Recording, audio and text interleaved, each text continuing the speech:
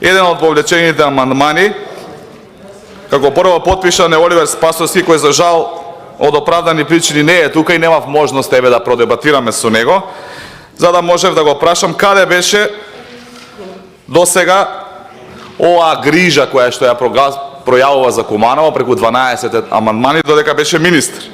Затоа што тој повеќе од 7-8 години го држеше кормилото на една од најмоćните институции, имаше целосна контрола над ресурсите, буџетите и политиките и имаше можност да ги спроведе сите овие проекти кои сега ги предлага, па еве и ги повлекува.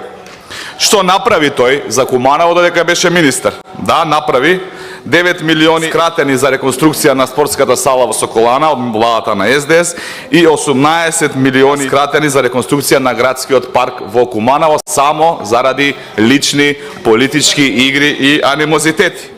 Добро е што го повлековте тој амандман за реконструкција и спојување на плоштадот во Куманово, затоа што, за информација на јавноста, тој проект е почнат. Се работи експроприација, уредување на имотно-правните односи, на располагање на општината се средства од унгарскиот кредит.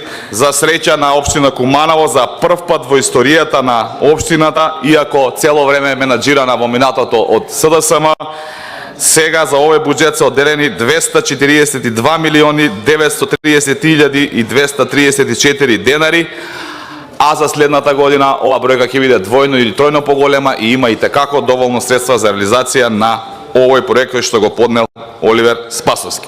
Меѓутоа, зашто ги повлекува овие амандмани? Затоа што, се извинувам, овие амандмани не се ништо повеќе од ефтин политички театар. Тие не се одраз на вистинската грижа за граѓаните, туку обид да се добијат политички поени и обид да се залажат гласачите. Зошто? Затоа што овие проекти не се ништо ново, овие проекти се на маса години наназад, но не беа приоритет за министерот Спасовски како подносител додека беше на власт. На граѓаните не им требаат политичари како Спасовски, туку политичари кои се фокусирани секогаш на граѓаните без разлика дали се власт или опозиција. Политичари кои го ставаат доброто на граѓаните пред личните интереси и политичките игри. Затоа жалам што ми ја ускративте можноста како кумановец да гласам против овие амандмани кои веќе се реализираат или ќе се реализираат во следните буџети. Да гласам против овие амандмани бидејќи доаѓаат од човек кој ги имаше сите можности да направи нешто, а не направи ништо. Ќе гласав против лицемерието на Оливер Спасовски.